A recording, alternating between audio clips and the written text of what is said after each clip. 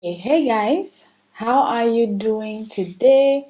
I am back with a new video, and in this one we will explore the various ways that your hair can experience damage. So I have four categories that I group hair damage into, and I will give you a synopsis of every category, and I will also share what methods you can use to help prevent damage in these areas or to combat damage in these areas. So the first type of damage that I want to speak about is mechanical damage. And mechanical damage refers to any type of damage that your hair would experience due to your use of tools. The hairbands you use, the ponytail holders that you use, the combs, the brushes, and even tools like flat irons and blow dryers would fall under mechanical damage. Damage from the manipulation of your hair on a daily basis, the wear and tear that you would endure. There are different types of mechanical damage, and one such type of mechanical damage is heat damage. So most of us have heard about heat damage, and basically heat damage is the damage that our hair experiences when we expose our hair to high levels of heat or too much heat.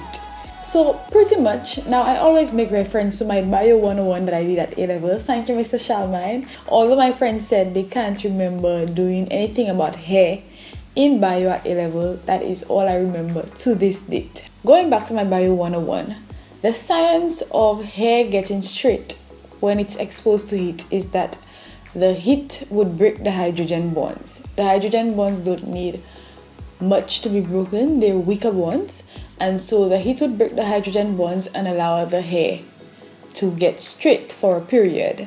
And when you reintroduce those hydrogen molecules back to the hair by washing it out or adding moisture to it in the form of water, your hair would revert and show its elasticity again. That is the idea behind using heat to stretch your hair. However, our hair is mainly protein, as you would know, and protein also responds to heat.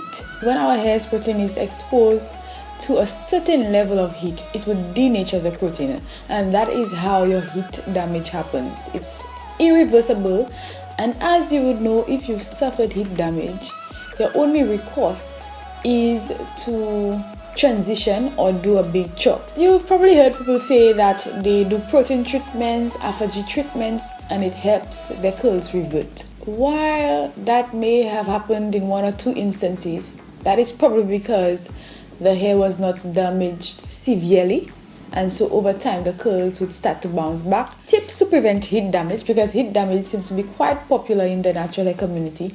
One way to prevent heat damage is to ensure that before using heat, add plenty moisture to your hair. Add as much moisture to your hair as it can take without weighing your hair down. So ensure that you're doing a deep conditioning treatment.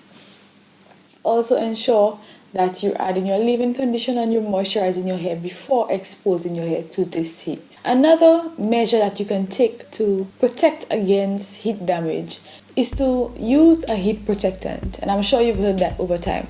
What a heat protectant would do is it would create a barrier between your hair and the heat, and it would prevent your hair from being exposed to too much heat. A natural heat protectant is grapeseed oil, and grapeseed oil is a natural heat protectant because it burns at a higher degree than, say, olive oil. Of course, you have your normal store-bought heat protectants. See what they say and you can go about choosing one that works for you. But really and truly, guys, if you're going to expose your hair to heat, there is only so much you can do to protect yourself against heat damage.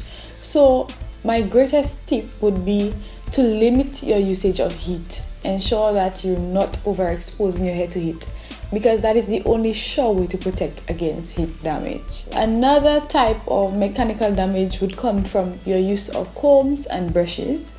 And because these tools are made from artificial materials, and because our hair is old, they can compromise the health of your hair. So you might find that your brush or your comb is causing split ends because over time it's a little too rough on your hair. What can you do to prevent mechanical damage from the use of tools like combs and brushes and headbands? One thing that you can do is to decrease your use of these tools in the first place.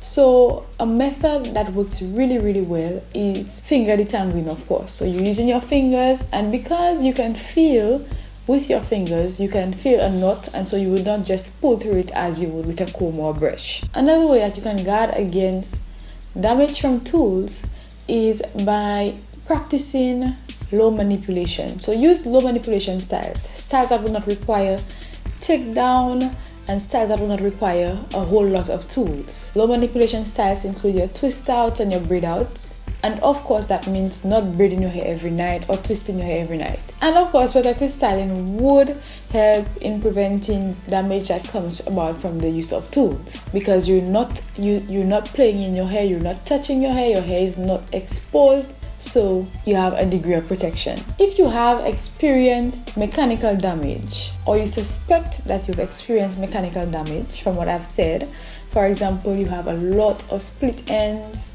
or you have mid-strand splits, which is where the split is in the center of the strand. One way to go about treating it is to trim off the damage that you have. It is necessary to trim off the damaged ends because the damage will only carry up to the root of the strand, and it will compromise the health of the entire strand. Of course, depending on how severe your damage is, you may not want to go about doing a big chop or trimming all at once. So you can practice transitioning even with hair that has been damaged through mechanical damage. Also, another way that you can help treat mechanical damage is by ensuring that your treatments are on point. Your protein or elasticity treatments as well as your moisture treatments. These would help to, one, protect your hair against damage, and they would also help to even temporarily patch the strand and prevent against more severe damage.